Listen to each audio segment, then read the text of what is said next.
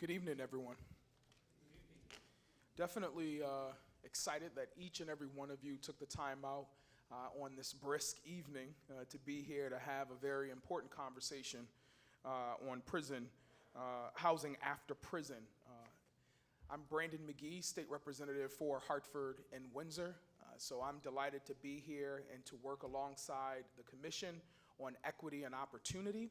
And I'm going to call them my homies to my right and your left. They're all here, and they're going to lend their voice to this conversation. But today's conversation is going to be you. We're listening to you on this issue as we begin looking at options for housing opportunities for formerly incarcerated.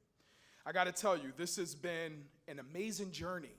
We have had 75 plus community, government, individuals come around the table and meet for the last 4 to maybe 5 months on this particular challenge that many people are faced with when they return home, among many challenges, but housing being one of them. We've had about 5 listening tours, Hartford being our 5th stop. We kicked off at Eastern Connecticut State University with the students there, listening to them. We were in New London last week. There were events in Bridgeport as well as New Haven, and we're right here where it all started back in Hartford. So delighted to be here. I want to share a couple facts with you, and then I'm going to invite Susan Gunderman, Executive Director of Hartford's Welcome Center, to come give brief remarks. What did you say? Interim director. Oh, interim director, okay. All right.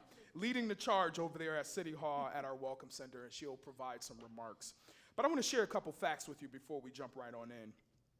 Approximately 2,000 people leave prison each month in Connecticut. More than 630,000 people are released from the state and federal prison each year.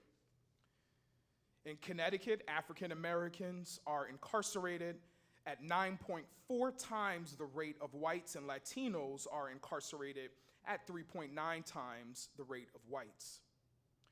Connecticut taxpayers spent over $929 million on corrections at an average cost of over $50,000 per prisoner. $929 million. Lastly, formerly incarcerated population is almost 10 times more likely to be homeless than the general population. Is that a true fact? That's fact. And so what is so very, very critical with respect to tonight's conversation is not to dwell on what we know. I want you to remind us, but tonight I want us to dream, I want us to talk about the real challenges that each and every one of you face or family members have faced, and how do we break down those barriers as policymakers, community leaders here working on providing recommendations to the General Assembly in January. So we have a report that I have to submit to the General Assembly to address some of these barriers around housing, and the reason why I'm repeating that, because I know how we are. We'll get to talking about everything else. I want y'all to talk about housing tonight, but if you feel so pressed to talk about some other barriers, which a lot of times it's hard to talk about housing without talking about jobs, talking about mental health, talking about transportation. It's all a part of one big conversation, so I get it. State the issue and bring the recommendation. So at this time, I'd like to bring to the podium Susan Gunderman, and she'll provide some opening remarks on behalf of the City of Hartford.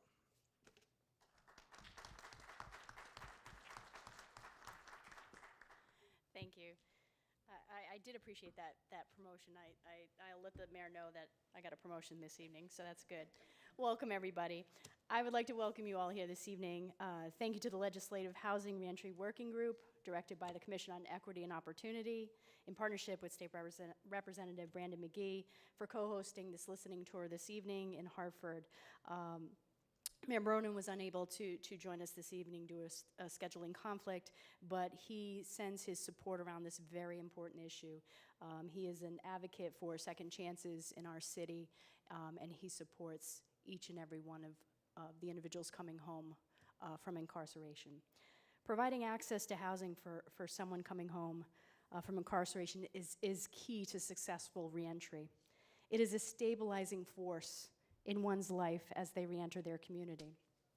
Your feedback this evening will be imperative to the working group as they move forward in making recommendations to the Connecticut General Assembly. In our new Reentry Welcome Center over at City Hall on the ground floor, we're seeing so many individuals who are homeless, who don't have a place to go on the day of their release. And it is so frustrating. Verge is here, and she's our program manager on site. And it is so frustrating to see folks struggle the day that they come home, that they don't have a place to go.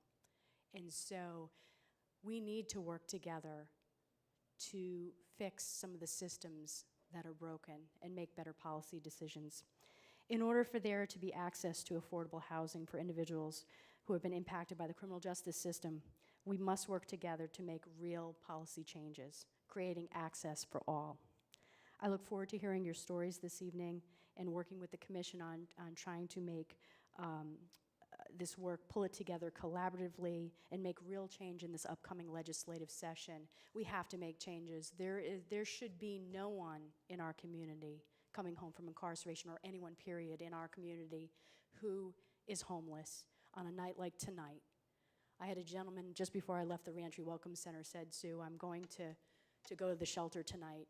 I'm not going to be able to make this meeting this evening because I need to have a warm place to be this evening.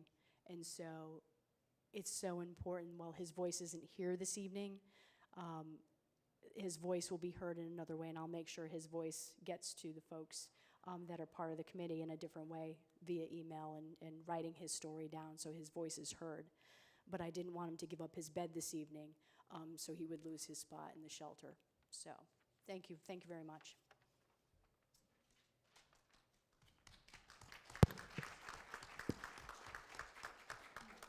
So really quickly, just so that we're all on the same page in terms of our agenda, you should have a copy of today's program on your chair.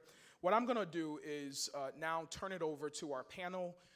Allow for them, each of them will have a minute or two just to kind of share the work that they're doing, who they are, and we have a pretty diverse panel on this evening. But we're going to limit their comments and quickly turn it over to several speakers. They know who they are. They're going to come to this mic here. They're going to talk a little bit.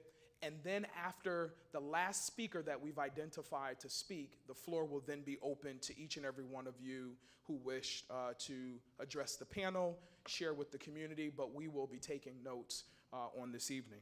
All right? So I'll start with Bruce all the way on my far right, your left, and then we can work our way from there. Bruce? Good evening. My name is Bruce Bressler. I served 84 months in prison consecutively. Upon release from that, I did everything they wanted me to do, programs, the OAP. I was denied parole, denied halfway house. First night out, I slept in a hotel. I really didn't feel comfortable in that hotel because I just did 7 years around a lot of people, you know. I needed a coffee bowl or NFL ticket. But you know, it was a transition that I wasn't ready to immediately, you know, being around people so long and then being into a hotel room by yourself. My sister set it up for me, but it was hard. And then a couple months after that, I was in the job center on Main Street, and I was talking to a lady named Miss Hennessy, and I had a program that I came up with when I was in prison, and she had somehow submitted it to Mayor Bronin's people, and they got me involved with a guy named Barry Diamond, who was doing a Pride program, which taught inmates how to start their own business upon release from prison. So I was doing that, and I actually spoke right here in this room about 2 years ago on that situation. They cut the funding out here in Hartford. I was actually eating off that. And I had to go back to what I knew how to do best, to pay bills. And selling drugs was what I knew how to do best. Got caught for that, went back to jail. Came out again, and this is just recently within a year, and I've been working with these lovely folks right here for the last 6 months on that issue that I dealt with. So that's why I'm in. Thank you.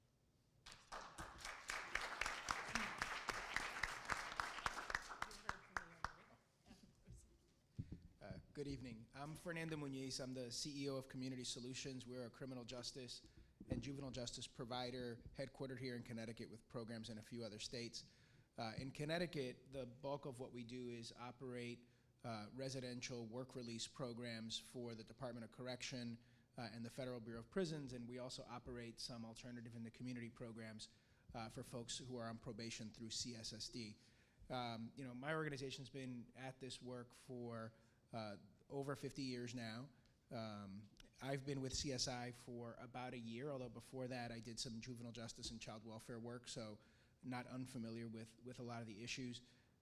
I've been privileged to be co-chairing the community outreach work group with Bruce and with our colleague Rosa, and the task for the community outreach work group is twofold. One is to hear from folks in the community about the challenges, the recommendations, the struggles that folks are facing as they're reentering the community, in particular as it relates to housing, but as Representative McGee said, we know a lot of those issues are interrelated.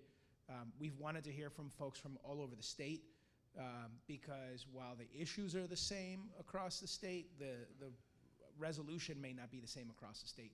And so there are pockets in the state where transportation's a bigger issue than in other places.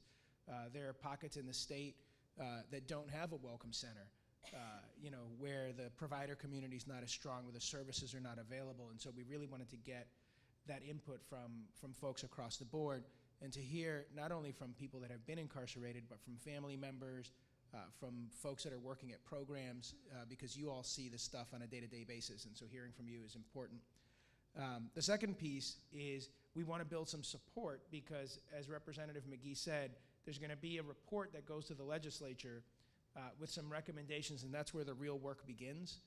And Representative McGee and the other colleagues that are instrumental in this work are going to need our help to push some of that with other legislators and to really have our voices be heard. And so we're hoping to really form a base of support that can carry that message to the legislature in a really strong way moving forward. So thank you.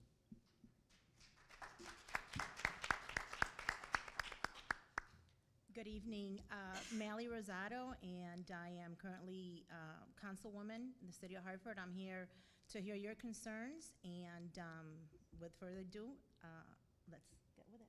All right, short and sweet. Brevity is powerful. So what I'd like to do, I know we have Russell, Mark, Anthony, Miss Bain, Williams Bain is here, I think. Is she here? No? Okay, so we have several speakers here, and you're already queued up. What I want to do is I want to mix it up a little bit. I want to ask Janice Fleming Butler to come to the mic and kind of share what it is that she's working on with her group of folks. She has another event, but I think it's important that you all hear what it is that she's working on. And then immediately following her, Russell and Mark, Anthony, and Miss Williams Bain, please get in line. Go ahead.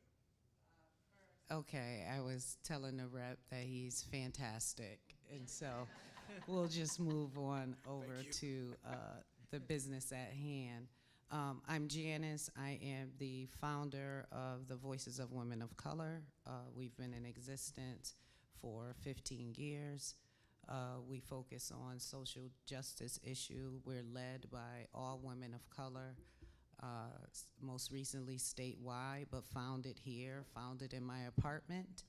And this year, we realized that we were attracting a lot more men, and their issues were the same as ours. We had single fathers who were struggling with housing issues. We had single fathers who had done really well after being arrested, but found themselves in a situation where they could not get life insurance. And that issue touched me personally because what I will share in full transparency is my husband was arrested 15 years ago, got his job back, works for United Technology, been there, was able to buy me a home for a wedding gift, 850 credit score, but we could not get a life insurance. And the day he received the call, I thought someone had died because I had went in a room and it was this sorrow over my husband's face. And it was at that moment when he told me what happened that I realized that he had felt criminalized again. Fortunately for my husband, we were able to hire then attorney Eric Coleman, Senator Eric Coleman, now known as Honorable Eric Coleman. The work that my husband had did on Being a Box, that's how we actually met, and his involvement in the community and his work ethic had granted him a pardon, and it was that point we were able to get life insurance. I like to think that my husband and I had some privilege, right? And with privilege also comes responsibility. Therefore, I could not just go home and know that this issue existed and not ensure that other formerly incarcerated people had the ability to receive life insurance that guaranteed their next generation some stability while they're grieving at best. And so we will be submitting a bill this session.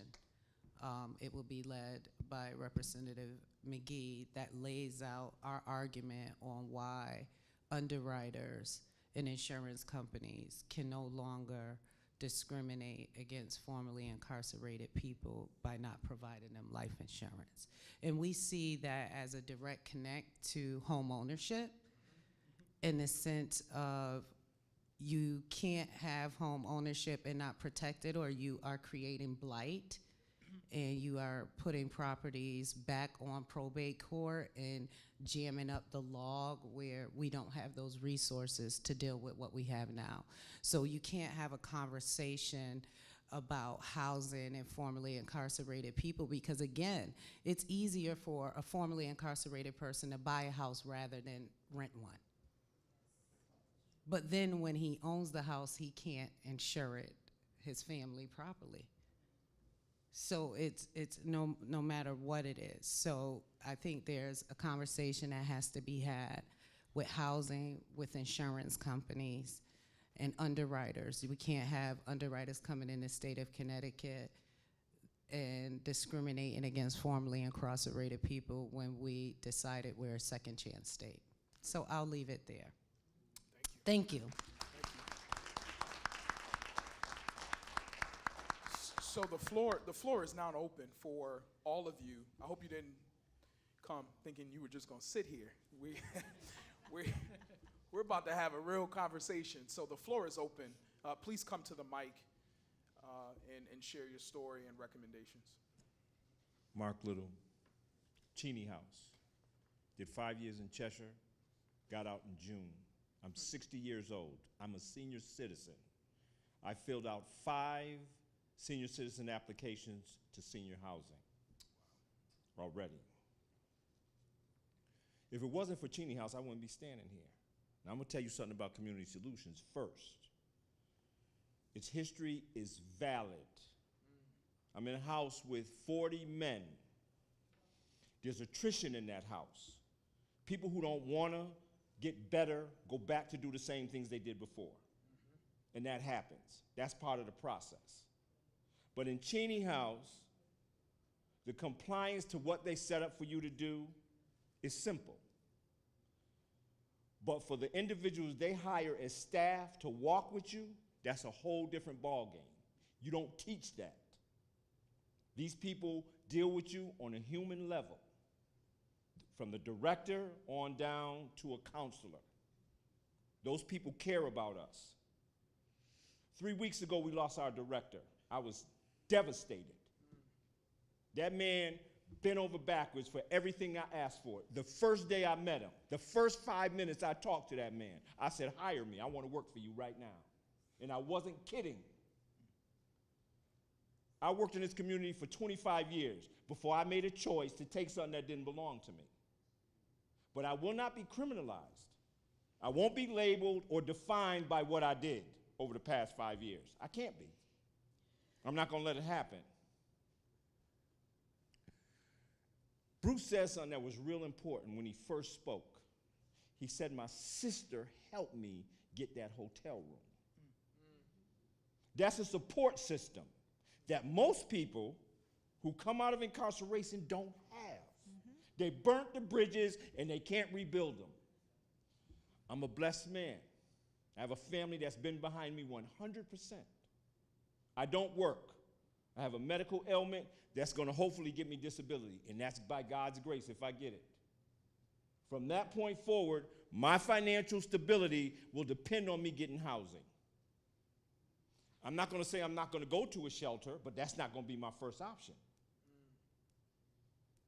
Housing for someone who is not stipulated to a halfway house is a hopeless situation.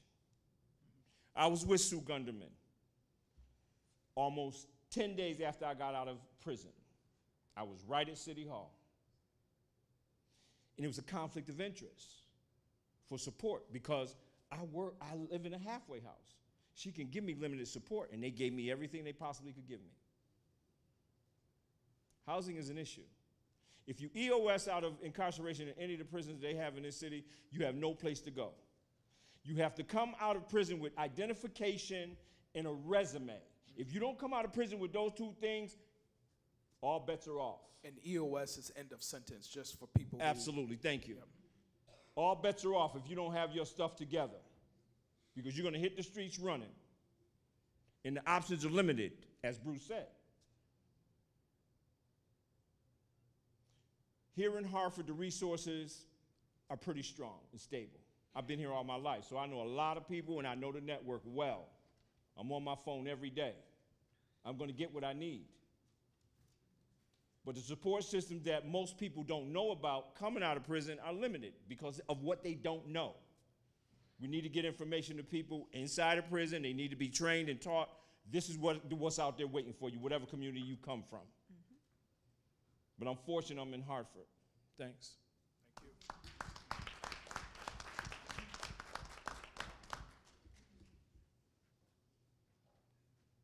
How you doing, Rep?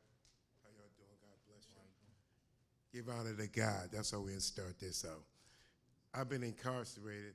I've been a victim of the streets. Coming home, they call it the Department of Corrections. They got to make some kind of correction like everybody here for. Right. Many times I came home to go back to the streets. You can't get a job.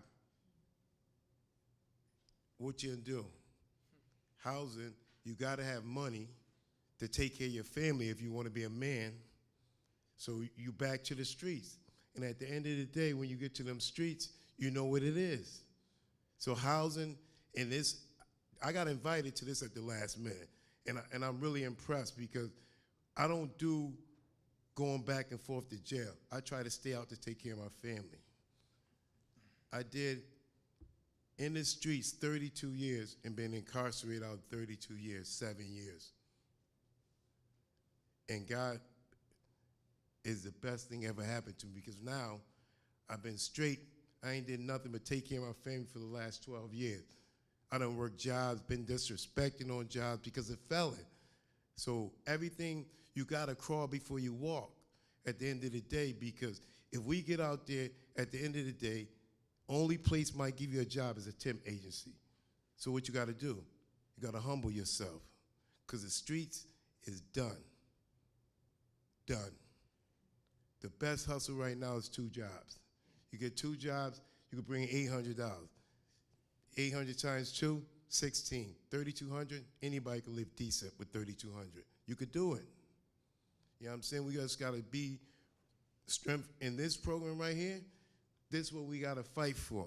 I'm running for mayor. My name's Carlton Pruitt. I need your vote.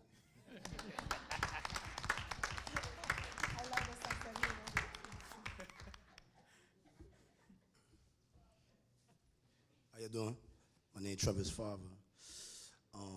Like I kind of got this at the last minute too, but like I had to be here. You know, I did like 11 years in prison straight, but that wasn't my first time incarcerated. I did, 2 years here, a year there. So my thing is really, right, I've been home 3 years. I've been working the whole time I've been home. And it's been tough. It's tough right now, but my thing is the job, It's on. is on? Yeah. The what they call it, the prisoner friendly jobs and stuff like that. They're not really for us because they get so many people coming through those doors that they don't care to disrespect you. They don't care, like you just another number. So you got a lot of people out here discouraged. You understand what I'm saying? Mm-hmm. And I understand what the lady was saying about the life insurance. I had a family, you know what I mean? Mm-hmm. So I'm at, I'm trying to, I'm paying $1,500 in rent. Why the hell I can't get life insurance? Let me ask you a question. Let me ask you, and I don't mean to cut you off, but did you have a challenge getting this apartment that you're now in?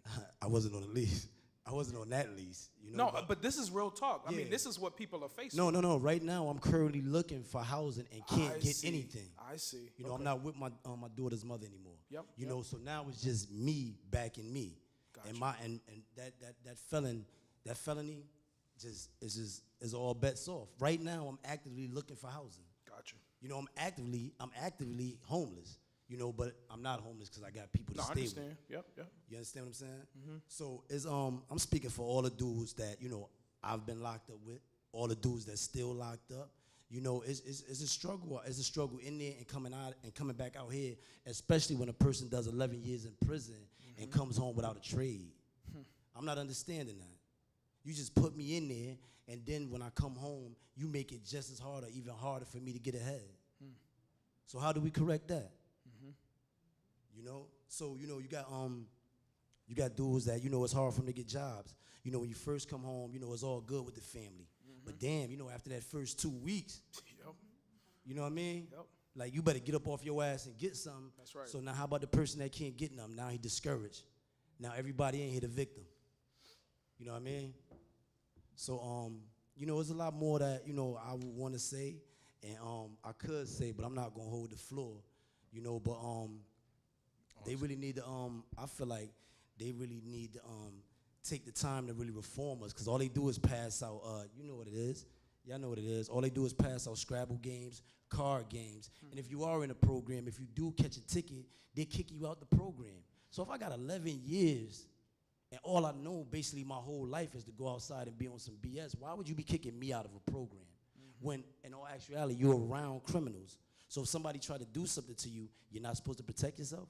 And that constitutes me catching a ticket and getting kicked out of a program that I might need, that I do need. Fuck might need. Excuse my friends. Forget might need. Can I say something real quick? I was listening to what you were saying, and so basically you're saying that you have a good job. No, I'm laid off. Well, anyway, but you have money for rent. You have money for an apartment, but your Yes, struggle is a landlord won't allow you to be a tenant because of your criminal background. Exactly. So, I got a lot of friends, a lot of homies out here that got the same issue, and I'm actually in the midst of coming up with a proposal that I have to give to Brandon McGee. And I know, is anybody familiar with the federal bonding program? No. So, okay, well, the federal bonding program, it's a bonding program for people that hire people with felony records, and they give them incentives, tax write-offs, insurance in case anything goes wrong if the employee does something on their property. So I came up with the idea that I'm trying to propose through the legislation, a federal bonding program for landlords, where it gives them an incentive. Hey, listen, if you rent to this person with a criminal background, we're going to have an incentive for you, some type of incentive, tax write-off, insurance policy that'll cover anything from damages done. So that'll be a win-win situation for landlords and people with criminal background. So that's just one arrow into the buffalo, that we're trying to kill. Yeah, and I'm all for that. That's great. But my thing is also like, the coming out of jail with something to validate you. Like, you know what I mean? Like you did all this time and you actually trying to change, you actually trying to better yourself, but they make it hard. Yeah. It's been plenty of times I wanted to just run back out there, but I got a little daughter now, so I just see things a lot different. That's what I do it for. But how about the dude that can't feed his daughter? I can't go get my daughter no Christmas gifts right now. I just got laid off. So, you know what I mean? Like, how about these people, man, that's coming out here and it's just super hard? You know, and I hear the tomorrow effect, but we need to hurry up and make it our today effects. Well said.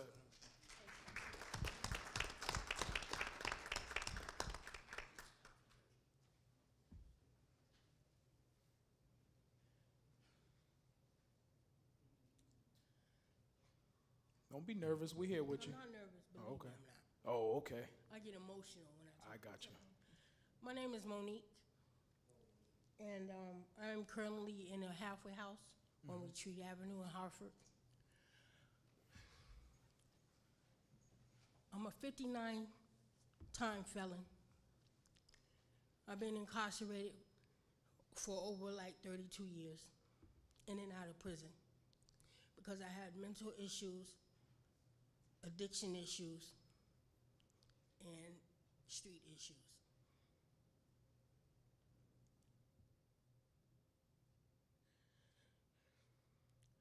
I'll be 50 in January, and I never had my own apartment ever in my life.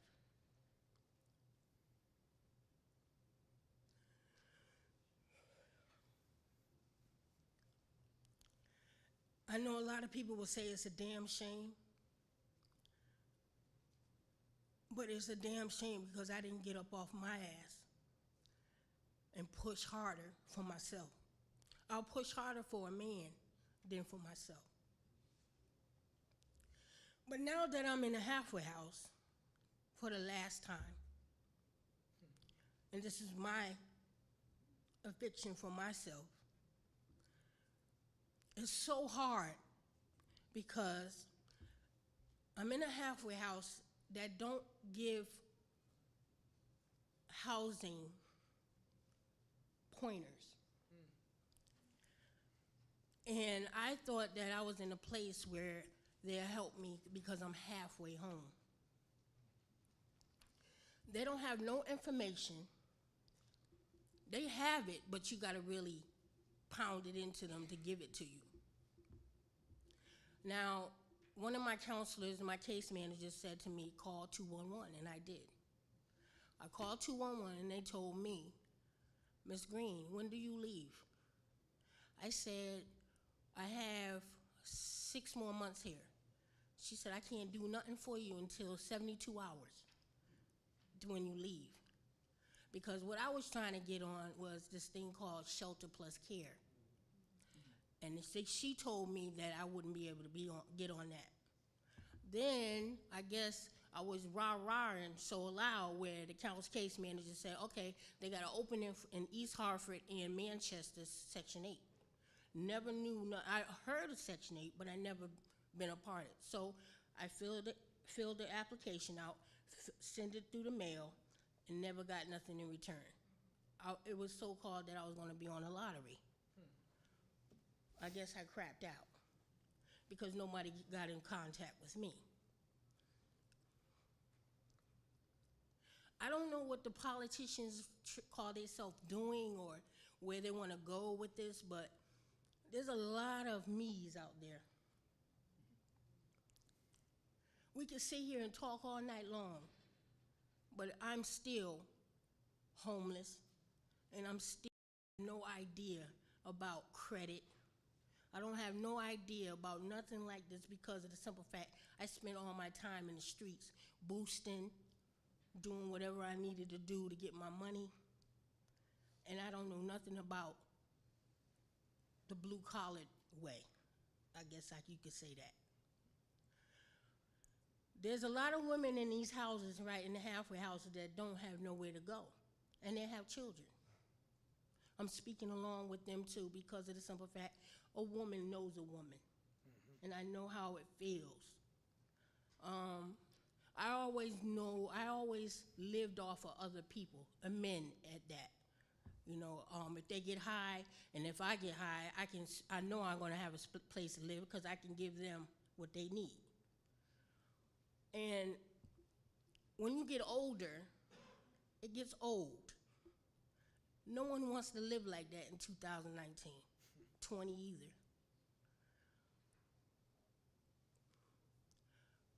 I'm in this program also called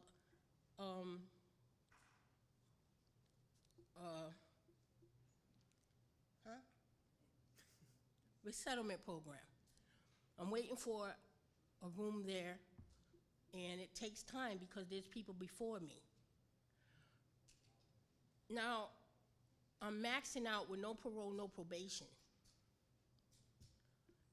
And if I max out through the house, that means I only got $1,000 in the bank.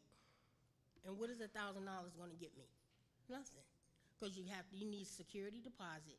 You need a lot of things to get an apartment. And a lot of things they'll say, well, what did you do? You ever had an apartment before? If you don't have no credibility from the past about a apartment, you can't get an apartment or a room because they don't know you. You don't have no credit. You don't have nothing. And so my suggestion is that you need to hit them in the jails. You need to get them, and you need to go to the jails, and you need to teach them how to build their credit. If they have no credit, teach them how to get credit. Also, Section 8 or housing or whatever, they need to go into the prisons, and they need to talk to the people that don't have nowhere to go. Because of the simple fact that for years, I was incarcerated, and I knew I didn't have nowhere to go, and I knew that I was gonna go right back to what I was doing. I'm not gonna stand up here and act like I'm good and I've been good for this amount of time. The only reason why I'm good this amount of time is because of the simple fact that I have to be. But when them doors open, what am I gonna do? The only thing that I do know, steal and be with men and do all the other stuff. And I'm tired of that. And I know that in 2018, 19, if you go out there in them streets, you're gonna die. OD, die, or whatever. It's just a point that it's just tiring because when people get older, they don't wanna live like that no more. And then the justice systems, they don't even wanna give you a chance because if I get arrested again, they'll go by my past. Not for what's now. Well, she's been out of trouble for this long. No, they don't say that. They be like, oh, she was last time she got arrested was 2 years ago. And it's crazy because you'll never live it down in the state of Connecticut.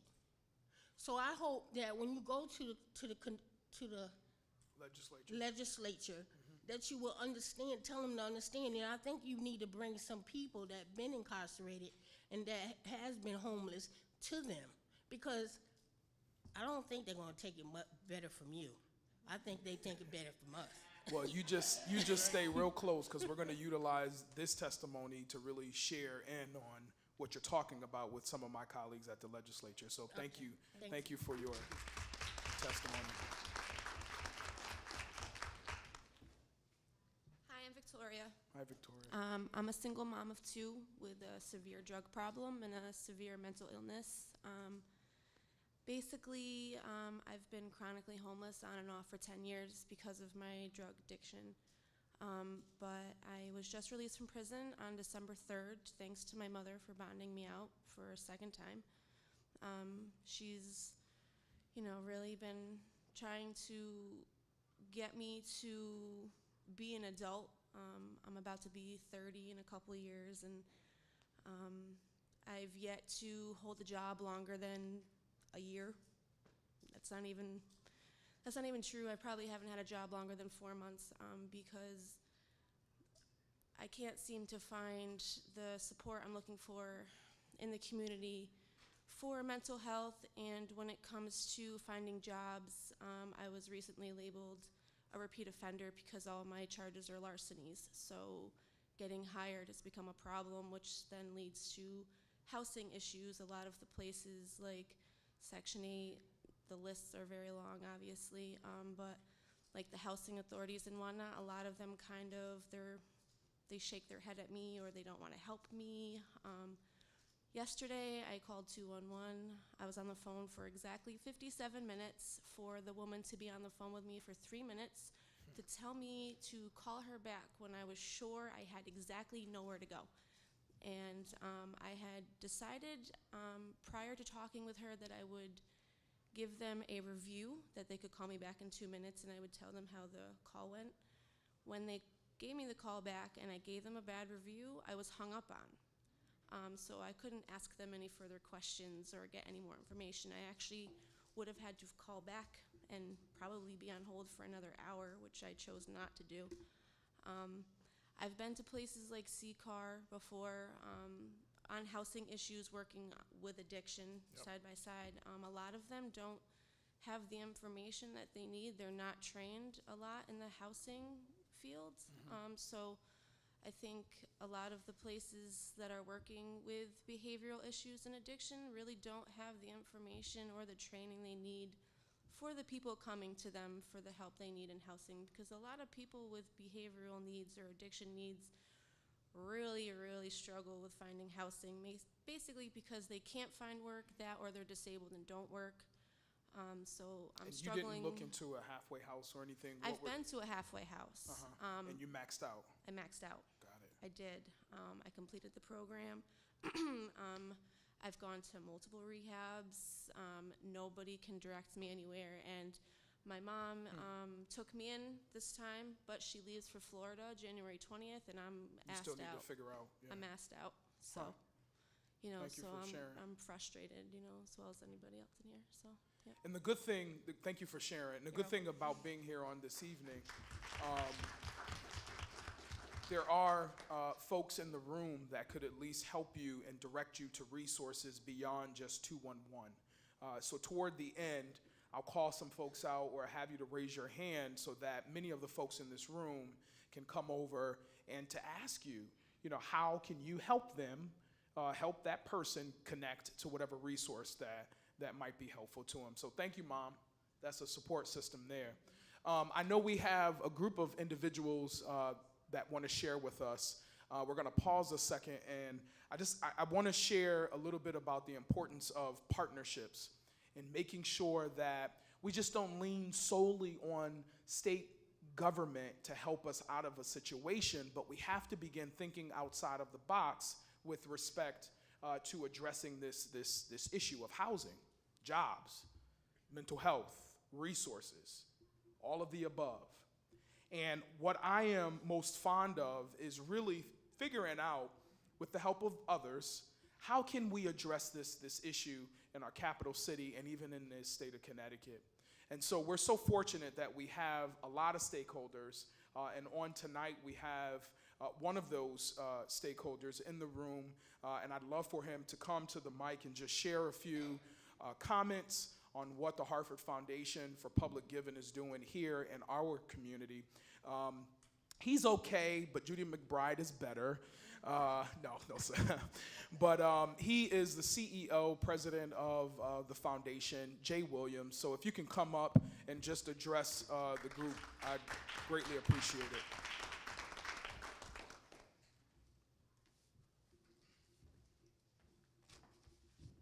Thank you, Brandon. Good evening. Brandon was absolutely right that I am okay on my good days, and Judy McBride is better even on her days where she might not be at 100%. So I really appreciate the fact that I have an opportunity to work with such a talented staff. But just thank you, Brandon, for the invitation and the opportunity to join you, not to make to give remarks, but really just to join and to listen, and to the Commission on Equity and Opportunity for the work that you all have done and continue to do. There's nothing more powerful than hearing directly from men and women who have experienced this firsthand. There's a lot of data, a lot of study, and a lot of analysis, all of which is very important. But there is, in my estimation, nothing more compelling than hearing and seeing and feeling the frustration, the struggle that just the two individuals that I've had an opportunity to hear in just these few minutes, the two women who are here sharing their story, and really helping us to focus on the work that we do and how we can do it and be more effective in partnering with the stakeholders that Brandon talked about, but also as a community foundation, making sure that we are coming out of the walls of our offices and being right next to and proximate to the challenges that exist in this community. How we can bring the financial resources that we are blessed with as a result of individuals who give to us so we can be impactful in the community, how we can use all of the other tools that we have, but as Brandon said, we can't do it alone. It can't be done alone by the state or the federal government or the city of Hartford. We as a philanthropic organization can't do it alone. Private sector businesses can't do it alone. It really takes a collaborative effort across many, many boundaries and across many, many lines. And my family and I have been in this community now for a year and a half, come from a community very similar to Hartford, so I have seen and lived, when I say live, don't get me wrong, I've seen these challenges and have tried to address them through my role in Youngstown and now here in Hartford. So I just want to, again, thank you all for sharing. Valerie? Victoria, I'm sorry. Victoria, thank you for sharing, and I didn't get your name. I came in. Ms. Green. Ms. Green. Thank you both for sharing. And as we look forward to this coming year, the work that we do, we are looking to do that work differently. We are looking to ensure that it isn't just the way we've always done things, but we want to be impactful, and we want to see you all experience a different trajectory, different outcomes, your aspirations that you spoke of, just being tired of experiencing the same frustrations, being tired of on hold for 57 minutes to have someone tell you for 3 minutes, call back when you're really sure you have nowhere to go. I just can't even imagine, what that must be like. So again, we just are here as a resource, here as a partner, and ensuring I commit to you that the tools that we have, whether they're the financial tools or other tools, that we intend to continue to deploy them in this community in ways that are absolutely about being a year from now, hopefully being able to tell a different story. We may not be fully where you're aspiring to go, but to be in a position to talk about some of the successes and the progress that you all have made. So again, thank you all, and really look forward to continuing to listen and figuring out ways that we can be a valuable partner in changing the dynamics here on the ground. And Brandon, your leadership is just, in the year and a half I've been here, to see the authentic commitment that you have as an elected leader, but I know this really stems from just as a resident of this community, and all of you on the commission. I just happen to know Brandon the most, but thank you, and again, Judy, for really leading this work on behalf of the foundation, and we're really, really looking forward to changing our direction and really working in ways that would really change these outcomes, and that's our focus really for these next 3 years in a new and a different way. So we look forward to more conversation. Thank you. Thank you. Thank you, Jay. And we'll get back to, they're like pointing like, you go. No, you go. And as he's coming to the mic, I'm always, Jay mentioned something that was really important. These conversations are really difficult for me at best. I could remember my father. I mean, he's done probably like 30 plus years in and out of the system. And I can relate to some of you, but I can't relate to all of you. But I do know that there was a great impact on my household with my father going in and out of the system. And coming into these conversations are always difficult because I do want to wave the magic wand and fix all of the problems that's associated with many of our lives in this room. But these types of conversations, they really break down barriers because people, unfortunately, aren't aware of all of the challenges and barriers that you face. And so, yeah, it's difficult, but we got to talk about them. And it's going to be uncomfortable, but y'all keep pressing on, and I promise you there's going to be something at the end. Go ahead, man. Reggie Battle. I'm a long life resident of Hartford. I've been in and out of jail for a long time.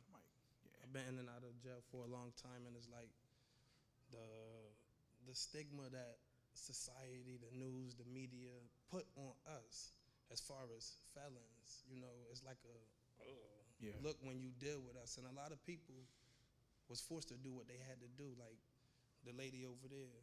Mm-hmm. I commend you, stay on your path. Like, I was raised by a mother like her. It probably wasn't to the extreme as what it was, but I know what it is first and foremost. That's right. A lot of people like you guys, not to judge a lot of you, not from the inner city, I don't know what we've been through or what we're going through. Mm-hmm. And it's like, first and foremost, education is must. Department of Correction, that's a joke. How can you rehabilitate somebody that's never been rehabilitated? A lot of people don't have common skills. So you can't force them into jail and then be like, oh, you got to do X, Y, and Z, or you're going to stay here. And then when you put them out there, I sat in jail for almost 5 years, writing for every program that they offered. They wanted to give me anything because they said you got too much time. Until I had maybe like 6 months left. Hey, you want to do that program? Then when I get in the program, you put me on a list to stay in that facility so I don't get transferred. But then you transfer me, and I'm like, hey, I need this. Like, pick somebody else. Why would you? We need the space. You got to go. Then it's like you push us back into the streets.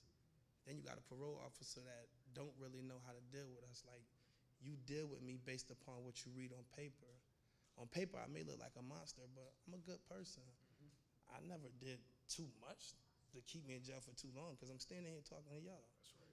Then when you look at a situation like the Cheshire home invasion, those guys were nonviolent offenders. But they went home and created heinous crimes that got society looking like, hey, maybe we should keep them in jail longer. Nah, you got to educate. And as well, a lot of you politicians and guys like this guy right here, you should try to reach out to a lot of guys that's in the hood, us, who've been there, because we can relate more. They don't want to talk to y'all. They look at you like the police. Like, nah, I ain't around for that. You ain't about to get me clipped. But they'll come to a person like me or my brother Travis, the other guy that said he was running for mayor. These are people that you've seen coming up in the streets, and you know, as far as the streets, he's a stand-up guy. Yeah. He's your role model because your father wasn't there. That's right. So we forced to do it. Meek Mill said something recently in one of his songs. He said, we had the trap. It wasn't no toys on Christmas Eve. A lot of people don't know what it's like to smell cocaine as your mother smoke it, or a lot of stuff like that. And those are long-lasting effects. That's right. I read a book while I was incarcerated by Michelle Alexander, Yep. New Jim Crow Law. That's right. Wow. This is a platform. But to be honest, wow, we got a long way to go. Yep. How you take the black male out of the house and you force the mother to raise the kids backwards. So you raise your son to be a female, and you raise your daughter to be the man. That's why women maternal instinct kick in faster than men, and they pick up the role when they do what they gotta do.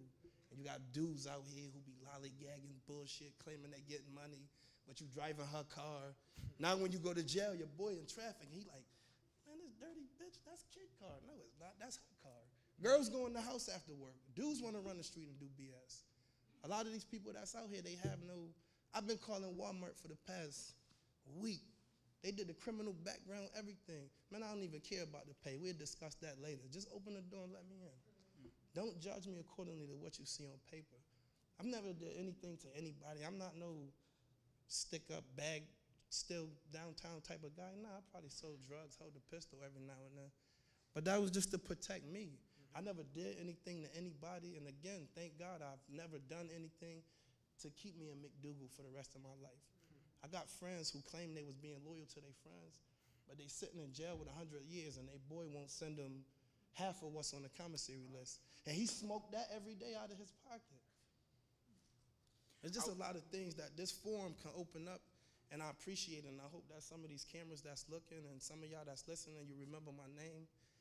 Any help, anything, I'm willing to, because I'm 37 years old. I've been in and out of jail for the past 12 and a half years. I got a bracelet on my leg and the police on me for 6.5 years for special parole. So if I cross the street wrong or go in the house too late, I could go back to jail. But what is sitting in Carl Robinson gonna teach me going to the timeout program for 90 days? I ain't gonna do nothing but see a lot of guys I seen before walking to the chow hall.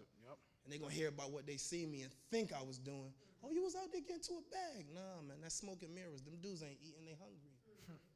You just gotta help educate and bring in those who wanna come in and stop pushing them away and be like, oh, he's a felon. And like, the Constitution and all that other stuff is way bigger than that, because it's crazy. The things you see in the media, the way people raising their kids, the things people showing these little girls, these little boys is backwards. Hartford is, damn. It's like a sponge. Y'all just kept, it's depleted. It's nothing here. The streets all fucked up, excuse me. You buy a nice car, you drive it around here for 6 months, your suspension gone. The value on the car went down. Even if you do try to invest in the community, Look at it. Let me ask you a question. What about housing? Housing. See, another thing with For housing. your situation. See, another thing with housing, and he said it when he said about his situation. If your girlfriend is forced to live in subsidized housing or Section 8, and you resume responsibility as that child's father, I signed a deed saying this is my responsibility, I'm gonna take care of my kids. Y'all in a relationship, y'all need help. We understand that, take it. But being that you're a felon, you can't live there, get out of here. Again, you're taking the father away, forcing mommy to be the man. You can't do that.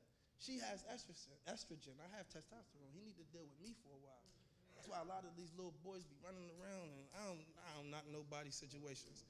So one of the things that we're looking forward to doing is putting forth a piece of legislation called the Clean Slate legislation that basically would put some parameters around the look back in terms of looking over your criminal history and locking it in maybe 5 years, 7 years, who knows? See, it is that at this point. Yep. But as soon as you can, say for instance, you just came home off of whatever your crime was and you was gone for 8 years. When you go and get a job, they can ask you, have you been convicted of a felony in past 7 years? You can say no because you was incarcerated for 7 years. But as soon as you catch a jaywalking or whatever, they're not looking at that jaywalking. They're looking at what you did for that 7.5 years. Okay. And that's like you trying to keep me out. And what else am I supposed to do? Mm-hmm. It's cold as hell outside. Mm-hmm. We all have families. Don't nobody want to live in the dark. You and I, let's discuss offline. Make sure you give your contact information to my aide in the back, Ms. Georgette, and let's be in touch. Yeah, let's do a lot of things like Hartford is. As far as I'm a bona fide street guy, I hate to say it, but that shit is whack. They don't even live the same rules. It ain't even worth it. With you, we're gonna make it better. Definitely, we are. All right. Make sure you give the contact information. I'm watching you. Yes, ma'am. Good evening. My name is Gisenia Martinez. I could tell you a lot of history, and I listen on the street myself. One day I had a situation about domestic violence, but I defend myself. But because he was police, he report first than me, so I went to the jail. And you know, in the first day on the jail, when I came back, my my housing administration said, you gotta go. Yo, why? Because you have felon. Yo, okay, that's what I mean. That's what happened. I went to the jail. I don't want to tell you why I go to the jail, but nobody say I am guilty. I'm still innocent until I prove the contrary. Mm-hmm. So you can cancel my contract. If you do, you go to the jail, not me. Mm-hmm. So it's okay. I don't lose my housing, but my mom don't run with the same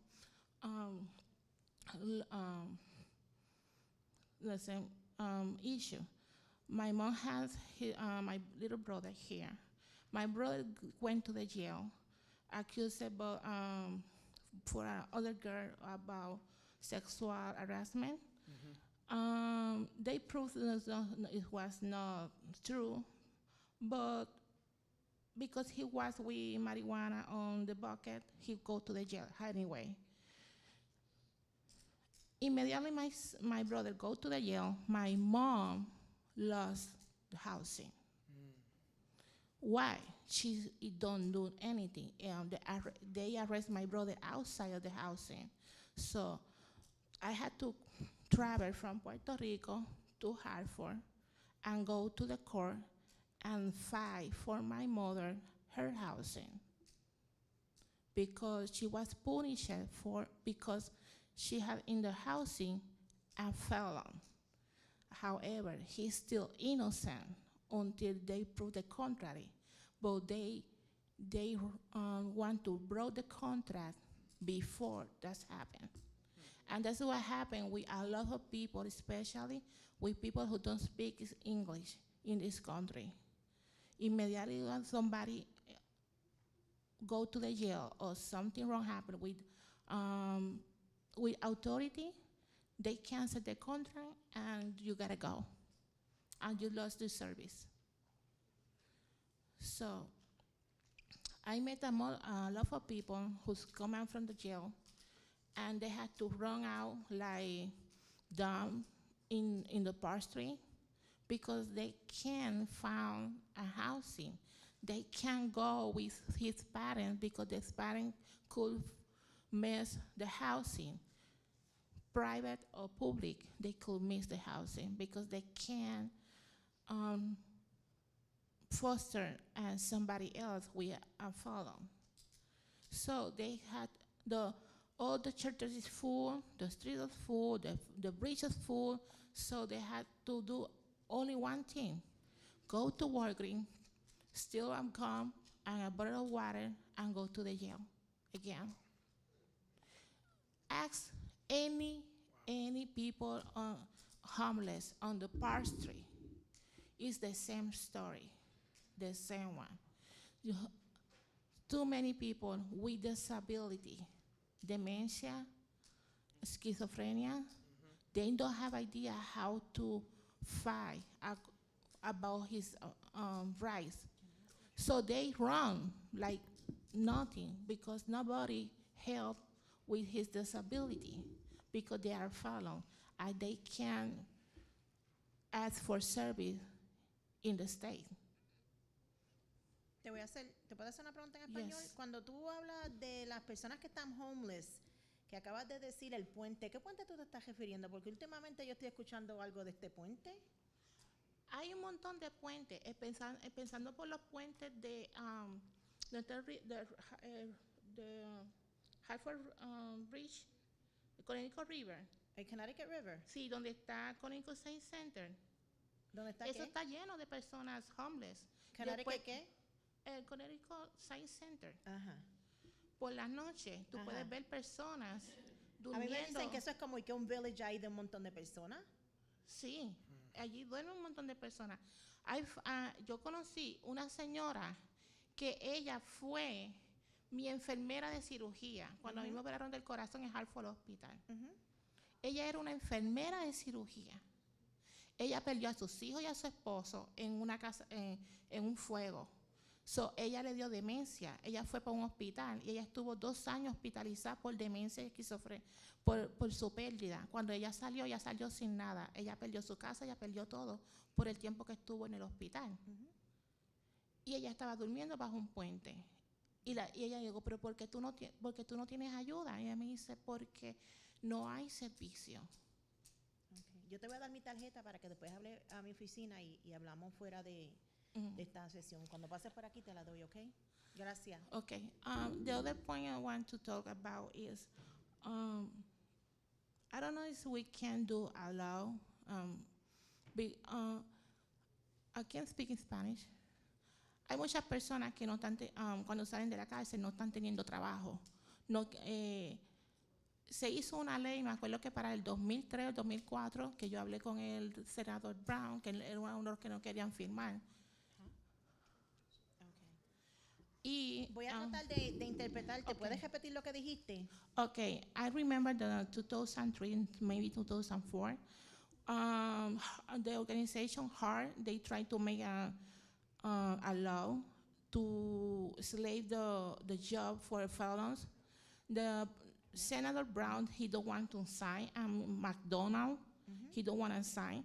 And the reason he say is, if we, the decent people, we can't find a good job, how do you think would be if the felon people would have a job? Yeah, so you want to control you want social control, so you want to just choose who can grab a job, who can grab a housing, who can grab a good education, and the rest, who you don't like it, go to, to the jail. That's what you mean? Oh no, I don't say that. This is social control. That's what happened. Okay. So parece que tú tienes muchos concerns. So vamos a querer que tú pases allá atrás y hablas con Georgia y le des tu teléfono y tu información, y nosotros estaremos en contacto contigo, ¿ok? Okay. Okay, gracias. Thank you. Hi, my name is Tony Rivera. How you doing, Mr. McGee? What's going on, man? Met you at the Cheney house before. Oh, yeah. I'm all around. Yeah, absolutely, man. You like the Matrix. Yeah, I'm recently released from the Department of Corrections, and I've been at the halfway house for about 4 weeks now. My thing is elevating myself, working on myself, from what I'm hearing tonight from different people that's in halfway houses, women, men, there's a lot of complaints. To me, how I'm approaching coming out of prison, my number is 131478. They gave me my number in 1984. I did a fed bid and a state bid. Been there and done it.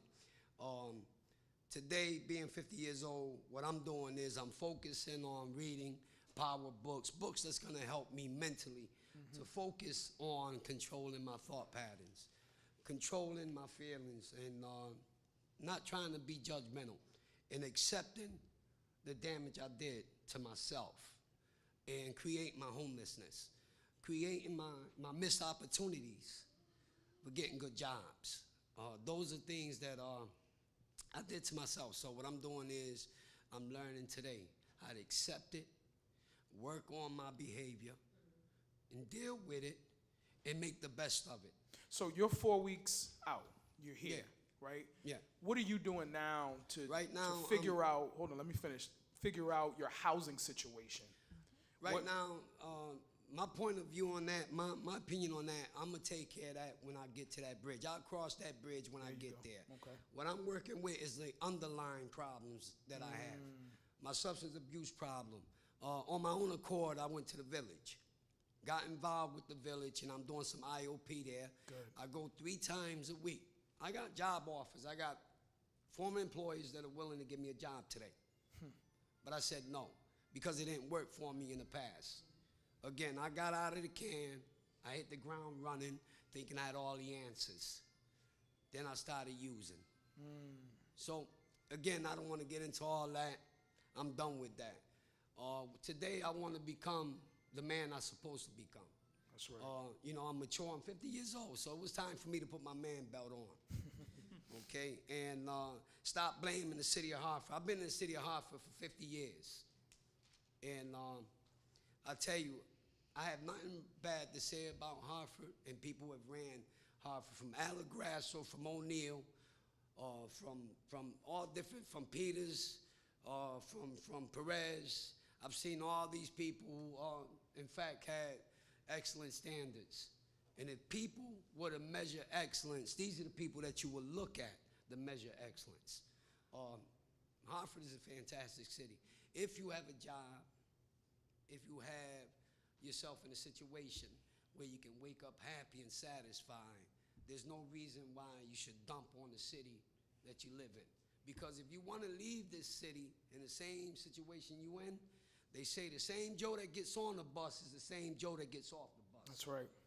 All right. So today, being, a convicted felon, again, I don't use that, I don't look at it as an object that closes my doors. I look at the humble side of me.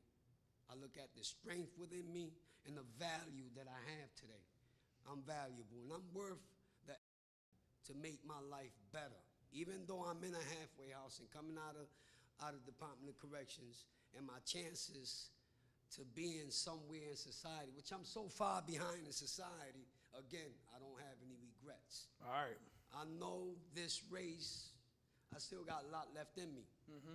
And I'm still valuable. I'm worth something to stay in this race. Heroin, cocaine, pot, alcohol, did it all. Shot it, sniffed it, smoked it, did it all. All right, we got some more speakers behind you. I'm going to hire you to speak. You'll keep going.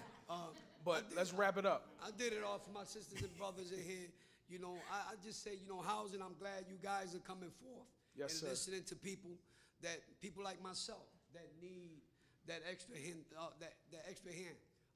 avenues. Man, we're going to be here. We can look down and find help. That's right. And these avenues that these people have for us, they can't be afforded to us. We're not different just because we're convicted felons. We're not different because we're alcoholics, recovering addicts. We're not different because we didn't finish our education. You ever watched the Apollo? I'm getting ready to be Sandman in a minute. All right. Which one you talking All right, man. about, huh? Thank you so much. Thank you. Thank you. It takes a lot. I mean, I'm teasing them, but it takes a lot to come up and share your story. And once you get there, y'all keep going. So I'm going to be the one to cut you off. But this is absolutely amazing. Go ahead, man. Yeah, I've known Tony for a good 30 of those years. My name is Paul Major. I'm a 64-year-old token white boy, as usual. But anyway, I'm going to run it by you real quick.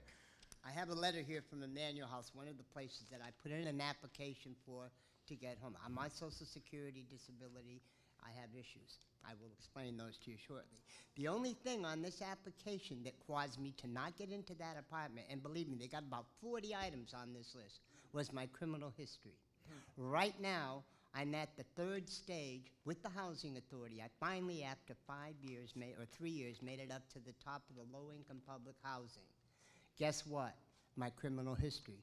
Again, they have federal guidelines they have to go by. Ergo, I'm fighting like tooth and nail. A month ago, it was about 4 months ago, Melee. About 4 months ago, I got a phone call from a lady. She told me who she was, and it was Melee Rosario. She said, I want to know why a 64-year-old male is sleeping on a picnic table in front of the DB Mart on Brown and Maple Avenue after just coming out of a hospice where I had had surgery and caught Mercer in my bone, and I was in a rehab out at Apple Rehab in Rocky Hill, which I recommend it for your relatives. Anyway, bottom line was, I said I went through the 211 system. Like Victoria, I think, was saying, they said, well, we can't do nothing for you till you're out of the nursing home. I started trying to get help that soon, and this goes back to August. What did I do? Moved in with a crackhead. I'm not trying to go back to that life. Believe me, I started smoking cocaine in 1978. My criminal history is extensive. The last time I got arrested, my bond was only $600 until I went in front of the judge, and then it went up to $250,000 cash to the court. So I have a criminal history. Bottom line, that's what's stopping me from getting housing. It's not the funds. So I said, okay, I'll go through the 211 system, go stay at the shelter and see what they can do for me. Care hasn't been able to do anything for me. Chrysalis can't do nothing for me. I don't fit the criteria, or I have too much money, or not enough money, or not enough homeless time because I don't let myself be homeless. I managed to stay at the Immaculate Conception for 3 months before I blew my gasket. There are people there a year, year and a half. That's all well and fine for them, but that's not the kind of life I've led. I've always done mine and took care of my own. I had my own apartment when I got caught up with somebody by helping somebody out. One thing led to the other. I wound up back in jail. Went to Torrington to the halfway house. I was all set to go to the Y in New Britain. Not a problem. When I came out of the halfway house, guess what? There were no rooms. Had the money, no rooms. So I ended up back on the 211 list again. I keep ending back on that proverbial 211 list, which is for shit. You took away the power of the shelters with this whole 211 thing, and you've got hundreds of people sleeping in the street because they got to wait for assessment. They got to wait for a bed to come up. I left the shelter last week. There were 4 empty beds in there that could have been filled. The 211 system does not work.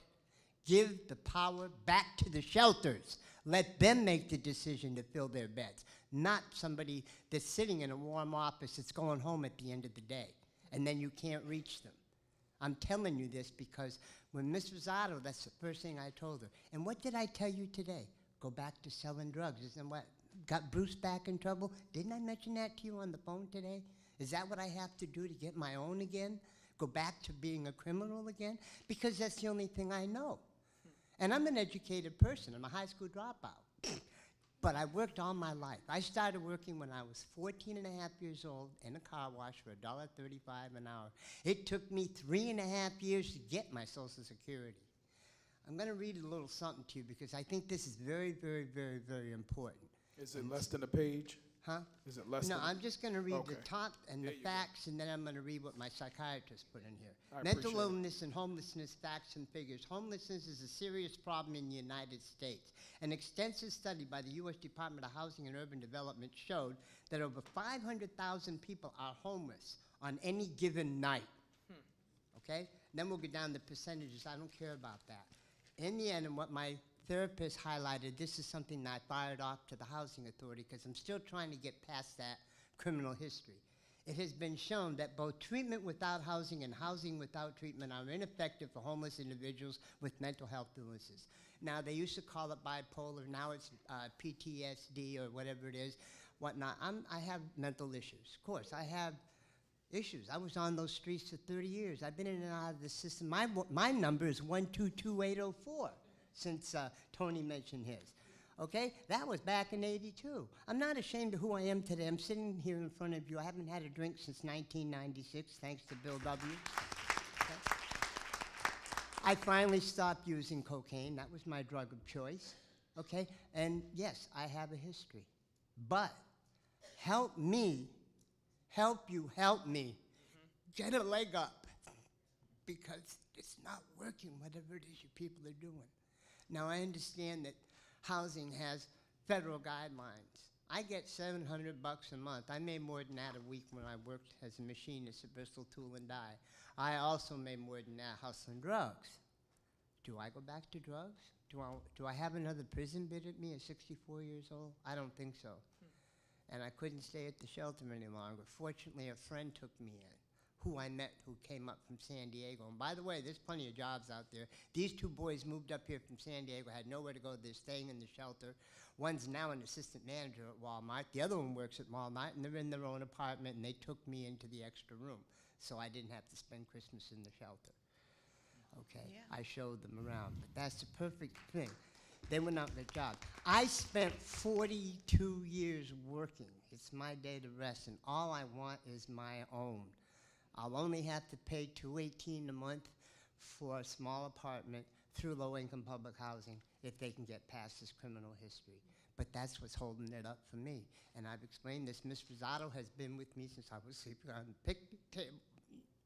I used to call that my cleaner's corner in Hartford, because I would pick up because those two Pakistani gentlemen that worked there would feed me and let me sleep on the picnic table, and the police would swing by and check on me until I got into a bed.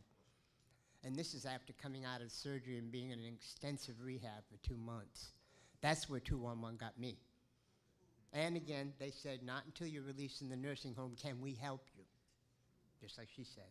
And that's one of the biggest. And then you go to an assessment over at St. Elizabeth's, and then you wait. And that's what I did for a month and a half, keeping in touch with this woman here and her calling me and checking up on me. Now, I'm trying to do the right thing. But what can I do? I don't want to rely on other people. So the system is not working. Something needs to be fixed, and it needs it badly, because there's hundreds of people out there in the same situation as me who'd rather just go get drunk and sleep in a doorway. But those of us that are trying to do the next right thing, and sure, it took me a long time to get there, but I got arrested for something I didn't even do this time and still had to do time while I fought it. Thank you. Thank you for hearing me. Thank you. We'll let her go. And we'll take a few more, and then I'll provide some next steps, and then we'll end tonight's conversation. Go ahead. Hello, my name is Alicia, and first I want to give glory and honor for where I'm at today. I am a convicted felon. I did 8 years in prison. When I first came home, I did had a lot of doors shut in my face when it comes to housing. I explained to them, listen, I'm a convicted felon. You're going to charge me $50, $75 for that application. Just letting you know I have assault on a first degree. Don't charge me if you're going to judge me by my criminal background. Oh, no, don't worry about it. They run my background when I come back. Oh, sorry, man, we can't give you the apartment because you have a criminal background. But I warned you in the beginning, but you still kept my money. That's wrong. So I said, you know what? I'm going to take the initiative and go get my own house. So today, glory to God, I have my own house. I am a landlord. When I know that people are convicted felons, I don't look at their background because everyone deserves a second chance. Today, I'm a business owner, and I work with Intercommunity as well. We help mother and children. We have a mother and children program. We set you with primary mental health, detox, whatever the case may be. You can see me at the end of the conference, and I can set you up with some people. I can't guarantee you housing because housing is a big issue, but I will give you my all to help you in whatever you need. Hold on before you go. Can Can you just describe a little bit more around your deposit? So you made your deposit and they still took your money. So yeah, so they'll give you an application, you fill it out. Yep. They take a money order, whether it's $50 and to $75 fee for your application, which I'm a landlord. It's only $25 to run a background for an Right. apartment. So they making a profit, out of it, which is not nice. And I gave them the warning. Listen, I'm a convicted felon. I'm assault in the first degree. I'm telling you firsthand, off Yep, rip. Oh no, don't worry about it. We don't judge you by that. We just gotta look. I'm telling you what it is. I come back and I'm sorry, ma'am. We apologize for the inconvenience. You have a criminal background. I told you that from the beginning. You're still taking my money. So I feel like if people are already warning you about the criminal background, don't take people money because it's not right. A lot of people don't have enough money to keep paying for application fees, or don't have it at all. Someone lending them or giving them the money for the application fee, but you're still being judgmental, still taking people money and not help them out. So that's not right. Thank you.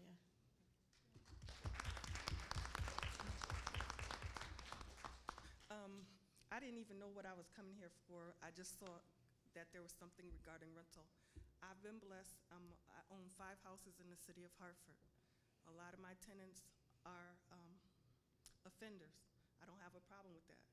I rent rooms, I rent apartments, you know, and God is blessing me. I'm here tonight because I need another tenant. So I have applications. Look, you're going to have 19 tenants by the time you leave here. Better buy another house. I have applications, so if anybody's looking for a place, Wow. be sure to see me tonight. Okay? Thank you. Thank you.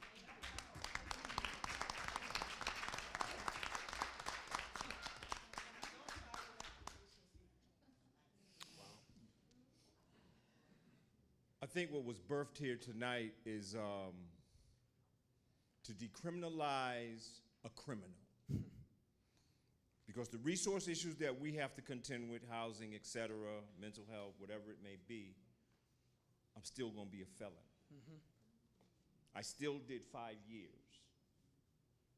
I'm an ex-offender. All these labels I have to contend with. Even if you get the legislation passed, I still am going to have a dilemma when I get that gift package that you create for me, and I go to this place and say, I need housing. What is your background, Mr. Little? 25 years of service, work, etc. Oh, you have 5 years in incarceration. What did you do? They look it up. Well, we can't take you because of that. That's the issue. Housing is not an issue. The issue is who I am. What am I defined as? An applicant for housing or a felon? You make the decision. You own houses. I'm coming to you for a house. Here's my application. What are you going to tell me? What are you going to tell me? What are you going to tell me? I'm going to challenge you to give me this. I got the money. I got everything I need. But one thing that you're not going to let get past you is my background. I can't dodge that. There's no way around that. There's no legislation that can be passed or changed or erased that's going to change for me being a felon. Bottom line. We can embrace it to a certain extent, but you're going to always look over your shoulder. Is he still there? Where did he go? Who is that he's bringing in the house? Housing is going to be an issue. Mental health is going to be an issue. Addiction is going to be an issue. Me being a felon is going to be an issue. Forever. I went to Emmanuel House. Who was that gentleman that went to Emmanuel House? Here's what Emmanuel House told me. I went and saw the executive director. Me and her sat down and had coffee and crumpets. Filled out the application. I prayed on it. I waited a week and mailed it back to her.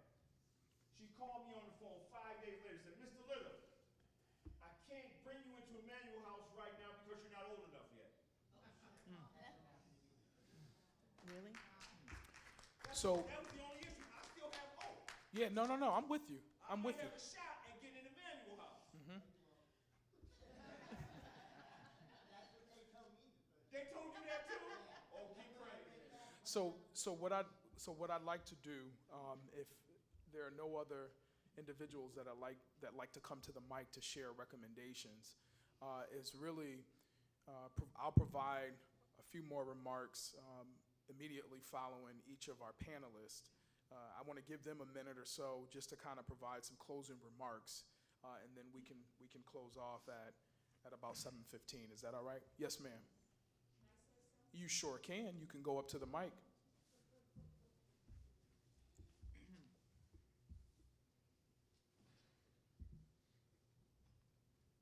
Good evening. My name is Deborah White. I'm a recovering addict. I've been in jail. I've done it all.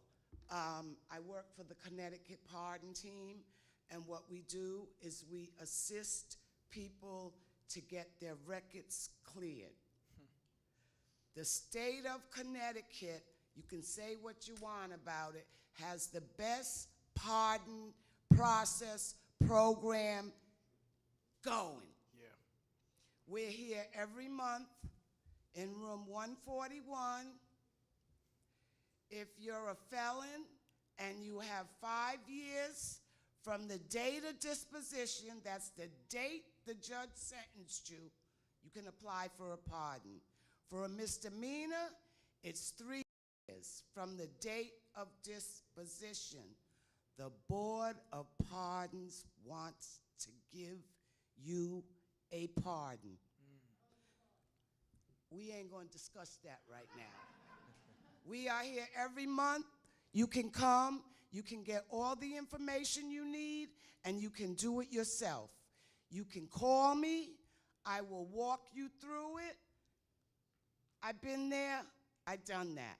The only thing that saved me, I was a legal secretary. I worked for a lawyer. My case was thrown out. To God be the glory. God first, people second. Long as you have God, I was homeless, sleeping in my car, smoking crack every day. Every day. I volunteered at different places. That's how I got this job. Go out there, volunteer, go to soup kitchen, go anywhere that is taking volunteers. I don't make a lot of money. I'm 67 years old. I'm retired. I'm only giving back. We will be next door, January 14th, 6 o'clock. We're here every month. Please come get the information. Yeah. It's out there for us. I expect to see a lot of you on the 14th. I'll leave some business cards in the back. You can call me if you don't want to come to the informational, and I will email you an application, and I will walk you through it. God bless. Thank you. Bruce, any last minute comments? Yeah, good evening.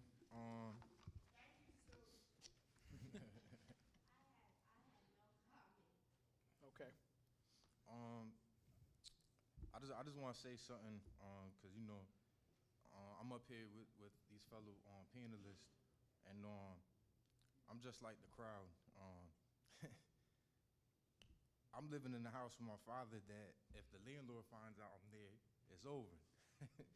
You know, I got raided twice there, so he doesn't want me on the property. I did 84 months. I lost everything. I had a relationship with my high school girlfriend for 12 years, 2 kids. Lost that, and I lost it just trying to provide for my family. You know, running the streets, whatever. I had an altercation. Somebody tried to rob me, and I retaliated and shot him below the waist. I had to serve time for that. I got caught selling drugs. I had to serve time for that. During the 7 years, I just, you know, I've been incarcerated since I was a kid. I was took it away from my mother and father at the age of 4.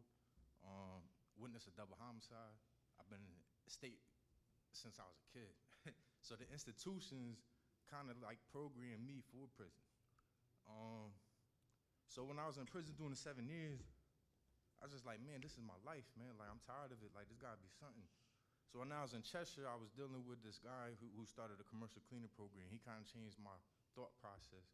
I read a book called The Upside of Fear, and I suggest it if you guys want to Google it. It's a very good book, and it's called The Upside of Fear.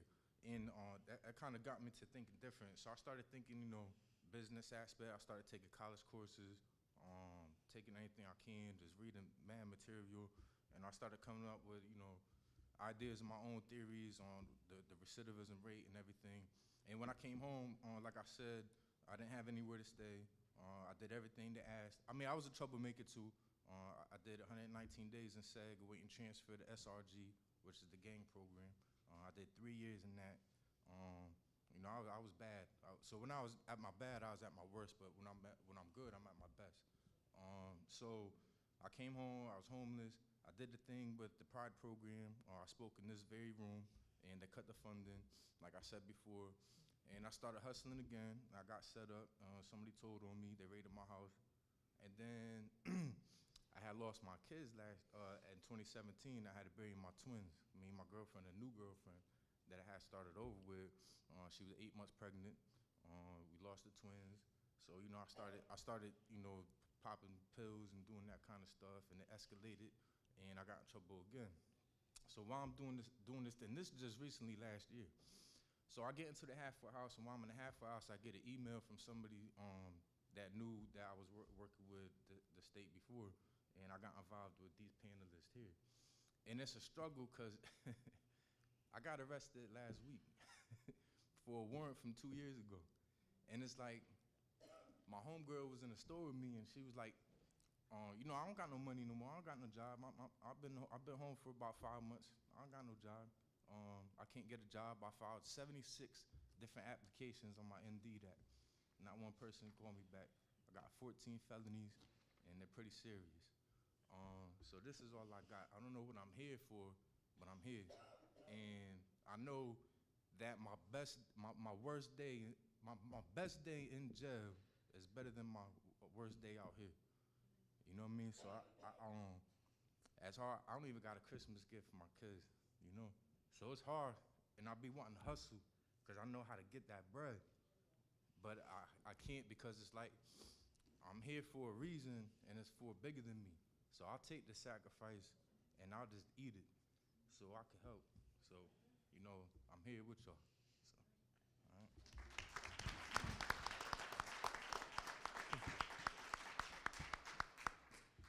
Bruce, is that on? I just can't thank you enough for being here. You have added so much to this work group, to this legislative. I know I speak for everybody here. You have added so much to this, and don't ever undervalue what you bring to anything. You have done amazing from the moment that you stepped in that first. I was just telling you, the first meeting we had. Your voice has been so powerful and so important to this work group. We couldn't have done it without you. So while you're here for so much. And we'll talk after about gifts and things for your family. To the rest of you that spoke up today, your message was heard loud and clear. Your stories, your struggles, we heard it loud and clear, and it just drives me even more to work harder and to make change, and that we need to do it together. So I thank you all for being here tonight. Yes, sir. Yes, sir. I do want to make this very clear. The Housing Authority, of course, is governed by federal guidelines. I know. And that's what's making it so much. I know. And HUD and everything, we need to make changes. So. In their own paperwork, they say that they've been doing this research, but here I said, I understand. I felt it. And we understand, and we will fight for you.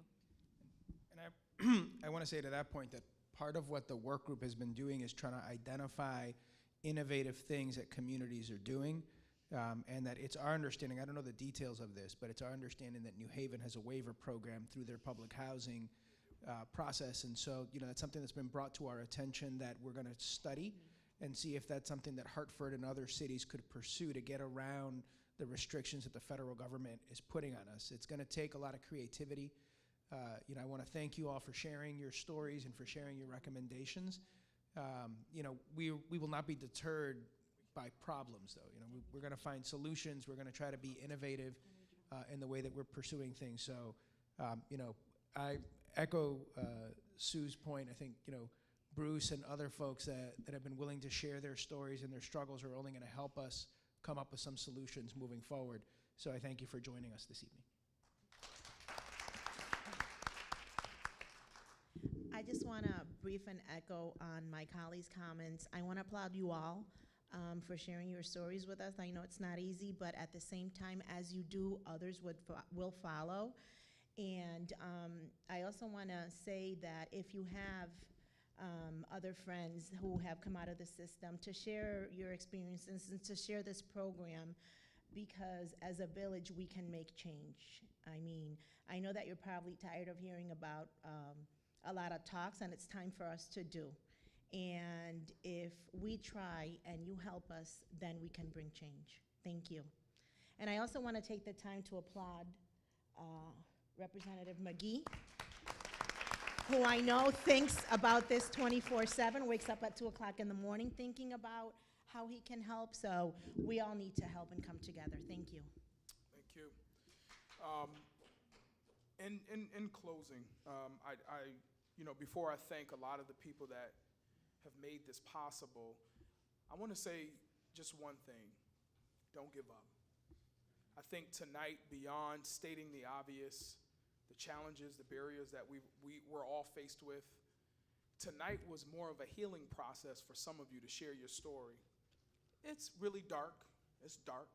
And you're faced with a lot of these challenges when you leave this room. But just being in the room and being able to hear somebody come in here and say, I don't even know why I'm here. Somebody told me about this meeting. I own X amount of houses and I have some vacancies. Yeah. Things are happening.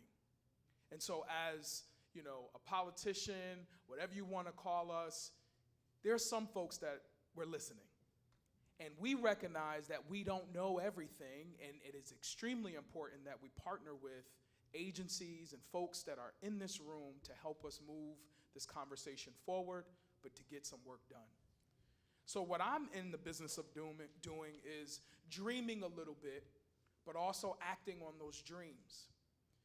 What would it be like if we were to, as a city, identify some blighted properties, maybe one in North Hartford, one on the south end, look at the second floor of many of these blighted areas, create some rooms for individuals, not for them to be there long term, but something that will provide transition. Identify job opportunities. Maybe we can get some of the folks who live there to help maintain and keep it going and build it, you name it. And then on the lower level, maybe we could have some support services, from mental health to job training, you name it, childcare, to help individuals re-entering our community. We can do it. It's going to take time, money, commitment, some crying, some giving up and starting over, but we can do it. And so I'm here to say that you have a group of people that's interested in moving this forward. You don't give up, we won't give up, and we're going to be sure to do something really big. So thank you again to Hartford Public Library. Thank you to all of our panelists. Before you clap, I would be remiss if I didn't thank folks like Fernando and Bruce and Sue and even Molly. These people literally have volunteered. Judy McBride, Sarah, Dr. Sarah Diamond, Werner, they have volunteered their time to exhaust policy recommendation, community forums, you name it, to really wrap ourselves around this opportunity to show Connecticut that formerly incarcerated people should not be labeled for the rest of their lives, but provided with an opportunity. So we're not going to give up. So we thank you. Have a good evening. Share this. I want to see some of you at the state legislature. So if you need to figure out how to get there so you can testify on the proposals that I'll be submitting, I look forward to hearing from you. Did everyone sign their name? Make sure you sign in, because I'm going to reach out to you. But we need to hear you. And there are some people that need to be educated on this as well. So again, thank you so much and have a good night.